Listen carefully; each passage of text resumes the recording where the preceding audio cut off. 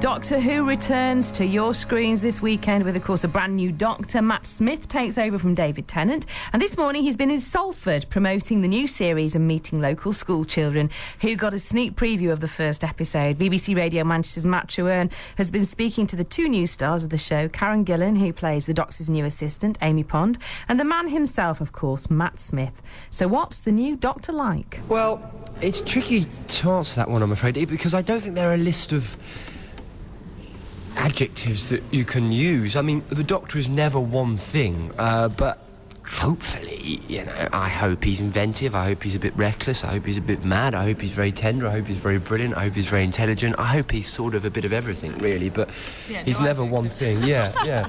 Well, I know. He says, all right, Karen, clever clogs, listing a load of adjectives.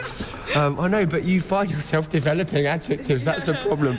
You mentioned mad there. I mean, the lead writer, Stephen Moffat, called you, I think he's described you as a bonkers Doctor. Yeah. Is that fair enough? So maybe he's a little bonkers. I mean, what would you say? It's probably better to ask someone else. Yeah, the outsider's point of view. No, he's completely bonkers. But this kind of, in his madness, he's this genius with this sort of superior intelligence. But he was just a mad professor. And everybody's talked about the pressure of following on from David Tennant, such a popular Doctor. I mean, did you feel that pressure? Yeah, I'm sure at some point during the shoot I felt a pressure of the show being so successful, but of course actually that becomes something that inspires you, that doesn't really intimidate you, and I'm just pleased that it's such a popular show, and he was a lovely man, David, and he was just lovely and gracious and very kind, and I couldn't have asked to inherit the part off a nicer bloke, really. And how much fun has it been filming? I mean, you're now part of such a legendary TV programme. It must have been a huge amount of fun. Oh, it's been more fun than you can actually imagine. Like, it is. We get to sort of run around and go on these adventures every day, and we get to pretend to be the Doctor and Amy. So tell us about Amy. Amy is Doctor's BFF. She best friend forever, is that? Oh, that's such a girly thing to say, isn't it? BFF. I actually really regretted saying that. Well, so anyway, like, she's God, funny one. She's the Doctor's companion, and she is quite a spirited lady, shall we say? She's the best companion ever. Oh, she is. I was getting to that. Sorry, mate. No, that's nice, thanks. Yeah. And of course, everybody will want to know about the relationship. Does romance develop? Ooh, does it? Well, does it? That's the question. Spoilers. There's a spark there, though. I think there's a spark there, and I think maybe there might be a little attraction. There's a frisson, isn't there? Yeah. But as for romance, you have to wait and see. Although, I'd say the attraction's probably one-sided, isn't it? Or is it? Is it, though? I don't know, is it? Exactly. Ooh, interesting. So the children now are watching, getting an advanced screening of the first episode. We've got to wait until Saturday. What can we expect from that? Well, I think he meets the companion in a very magic way.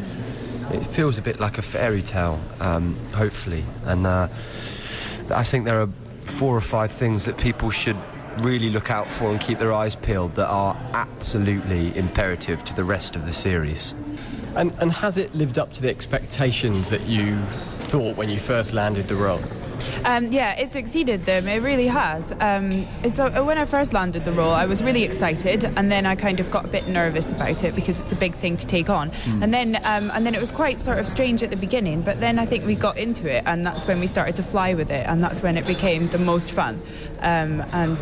We just get to play around and pretend to do all these brilliantly fun things. And of course, Matt, when you were given the role, I think you were quoted, I think you did say that it was the equivalent of signing for Manchester United. I mean, here we are literally across the river from Old Trafford. And they got beat last night, didn't they? They did, yeah. I mean, are you a fan of... I know you used to play football quite seriously. I'm a big football fan. I'm a big football fan. I'm a Blackburn Rovers fan.